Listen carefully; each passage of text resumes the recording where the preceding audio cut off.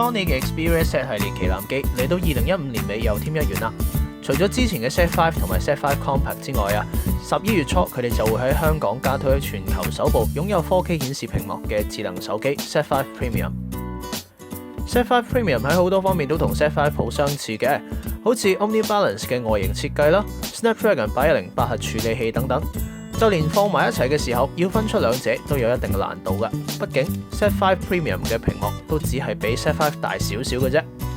兩部機嘅最大分別，除咗 Z5 Premium 你唔知分唔分得到嘅 4K 顯示屏幕之外仲有機身顏色都可以分辨下嘅。嗱，你睇下啦 ，Z5 Premium 獨有嘅鏡顏色機背係真係可以攞嚟照鏡噶。冇錯，鏡面就同樣帶嚟指紋遺留嘅問題。不過，正如 Sony 方面嘅設計師所講 ，Z5 Premium 上面就加入咗特別嘅塗層，指紋黐上去嘅時候冇咁着跡，亦都好容易就抹得甩啦。唔講你可能唔知啦 ，Sony 喺 Z5 Premium 上面除咗有 4K 解像度嘅屏幕硬件，軟件上亦都加入咗影像增線技術，令到較為低清嘅影像放喺 4K 屏幕上面一樣可以得到精細嘅顯示效果。Sony 方面亦都明言 Z5 Premium 其實就係為咗要俾追求呢一種極致視覺享受嘅用家而推出嘅。